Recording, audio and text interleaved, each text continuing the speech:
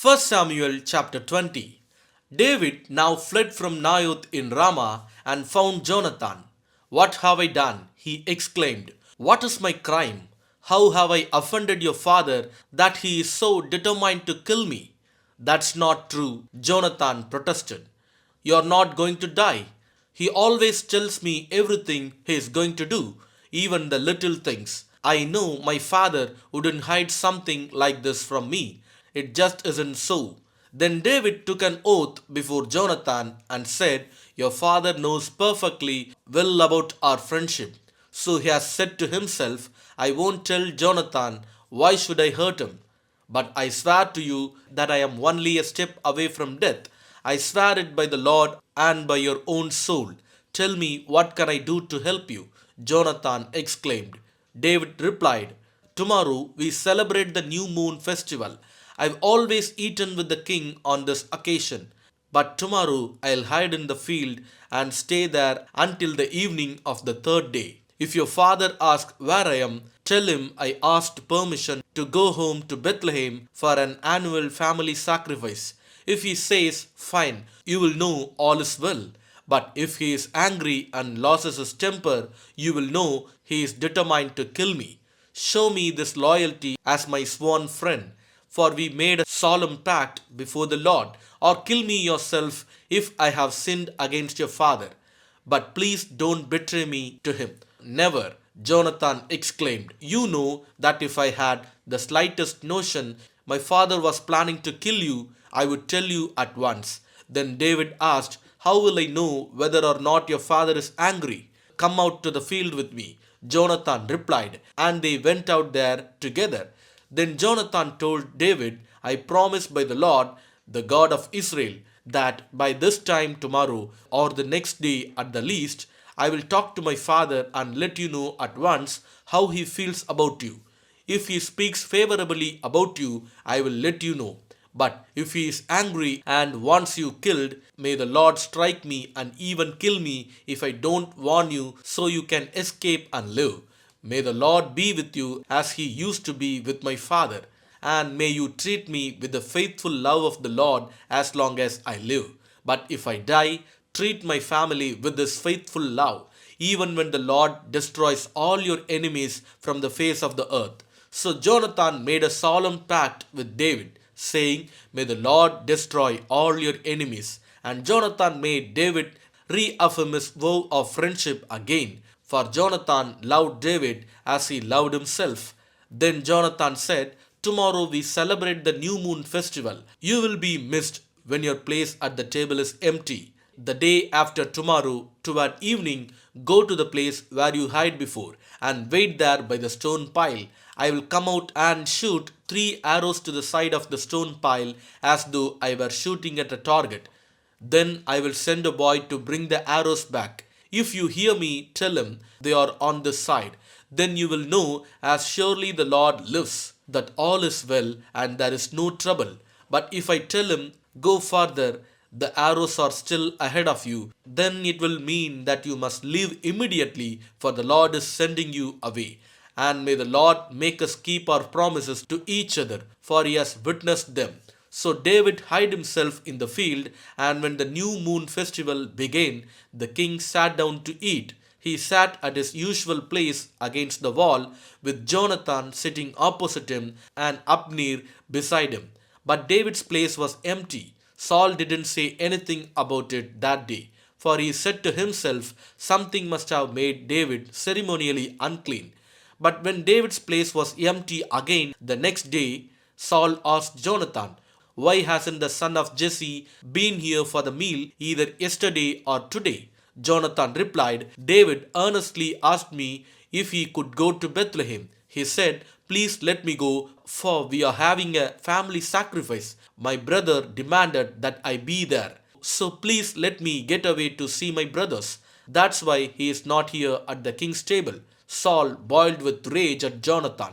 You stupid son of a whore, he swore at him. Do you think I don't know that you want him to be king in your place? Shaming yourself and your mother. As long as that son of Jesse is alive, you will never be king. Now go and get him, so I can kill him. But why should he be put to death? Jonathan asked his father, "What has he done?" Then Saul hurled his spear at Jonathan, intending to kill him. So at last, Jonathan realized that his father was really determined to kill David. Jonathan left the table in fierce anger and refused to eat on that second day of the festival, for he was crushed by his father's shameful behavior toward David. The next morning, as agreed, Jonathan went out into the field and took a young boy with him to gather his arrows. "Start running," he told the boy, "so you can find the arrows I shoot them." So the boy ran, and Jonathan shot an arrow beyond him. When the boy had almost reached the arrow, Jonathan shouted, "The arrow is still ahead of you. Hurry, hurry, don't wait." So the boy quickly gathered up the arrows and ran back to his master. He, of course, suspected nothing. Only Jonathan and David understood the signal. Then Jonathan gave his bow and arrows to the boy and told him to take them back to town. As soon as the boy was gone, David came out from where he had been hiding near the stone pile. Then David bowed 3 times to Jonathan with his face to the ground. Both of them were in tears as they embraced each other and said goodbye, especially David. At last, Jonathan said to David, "Go in peace, for we have sworn loyalty to each other in the Lord's name. The Lord is the witness of a bond between us and our children forever." Then David left, and Jonathan returned to the town. 1 Samuel chapter 21. David went to the town of Nob to see Ahimelech the priest. Ahimelech trembled when he saw him. "Why are you alone?" he asked. "Why is no one with you?" "The king has sent me on a private matter," David said. "He told me not to tell anyone why I am here. I have told my men where to meet me later. Now, what is there to eat?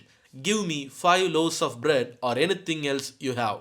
"We don't have any regular bread," the priest replied, "but there is the holy bread which you can have if your young men have not slept with any women recently." "Don't worry," David replied. "I never allow my men to be with women when we are on a campaign, and since they stay clean even on ordinary trips, how much more on this one?" Since there was no other food available, the priest gave him the holy bread, the bread of the presence that was placed before the Lord in the tabernacle. It had just been replaced that day with fresh bread. Now Doeg the Edomite, Saul's chief herdsman, was there that day, having been detained before the Lord. David asked Ahimelech, "Do you have a spear or sword?" "The king's business was so urgent that I didn't even have time to grab a weapon. I only have the sword of Goliath the Philistine, whom you killed in the valley of Elah," the priest replied. "It is wrapped in a cloth behind the ephod. Take that if you want it, for there is nothing else here." "There is nothing like it," David replied. "Give it to me." So David escaped from Saul and went to King Achish of Gath. But the officers of Achish were unhappy about his being there. "Isn't this David, the king of the land?" they asked. "Isn't he the one the people honor with dances, singing? Saul has killed his thousands and David his 10,000s." David heard these comments and was very afraid of what King Achish of Gath might do to him. So he pretended to be insane, scratching on doors and drooling down his beard. Finally, King Achish said to his men, "Must you bring me a madman? We already have enough of them around here. Why should I let someone like this be my guest?" 1 Samuel chapter 22. So David left Gath and escaped to the cave of Adullam. Soon his brothers and all his other relatives joined him there. Then others began coming, men who were in trouble or in debt or who were just discontented, until David was the captain of about 400 men. Later, David went to Mizpah in Moab, where he asked the king, "Please allow my father and mother to live here until I know what God is going to do for me." So David's parents stayed in Moab with the king during the entire time David was living in his stronghold. One day, the prophet God told David, "Leave the stronghold and return to the land of Judah." So David went to the forest of Hereth. The news of his arrival in Judah soon reached Saul. At the time, the king was sitting beneath the tamarisk tree on the hill at Gibeah. holding his spear and surrounded by his officers. Listen here, you men of Benjamin. Saul shouted to his officers when he heard the news. Has that son of Jesse promised every one of you fields and vineyards? Has he promised to make you all generals and captains in his army? Is that why you have conspired against me? For not one of you told me when my own son made a solemn pact with the son of Jesse. You are not even sorry for me. Think of it, my own son encouraging him to kill me, as he is trying to do this very day. Then Doeg, the Edomite, who was standing there with Saul's men, spoke up. When I was at Nob, he said, I saw the son of Jesse talking to the priest Ahimelech, son of Ahitub. Ahimelech consulted the Lord for him, then he gave him food and the sword of Goliath the Philistine. King Saul immediately sent for Ahimelech and all his family, who served as priests at Nob. When they arrived, Saul shouted at him, Listen to me, you son of Ahitub. What is it, my king? Ahimelech asked. Why have you and the son of Jesse conspired against me? Saul demanded. Why did you give him food and a sword? Why have you consulted God for him? Why have you encouraged him to kill me, as he is trying to do this very day? But sir, Ahimelech replied, Is anyone among all your servants as faithful as David, your son-in-law? Why, he is the captain of your bodyguard and a highly honored member of your household. This was certainly not the first time I had consulted God for him. May the king not accuse me and my family in this matter, for I knew nothing at all of any plot against you. You will surely die, Ahimelech, along with your entire family. The king shouted, and he ordered his bodyguards, Kill these priests of the Lord, for they are allies and conspirators with David. They knew he was running away from me, but they didn't tell me. But Saul's men refused to kill the Lord's priest. Then the king said to Doeg, You do it. So Doeg the Edomite turned on them and killed them that day, 85 priests in all, still wearing their priestly garments. Then he went to Nob, the town of the priests, and killed the priest family, men and women, children and babies, and all the cattle, donkeys, sheep, and goats. Only Abiathar, one of the sons of Ahimelech, escaped and fled to David.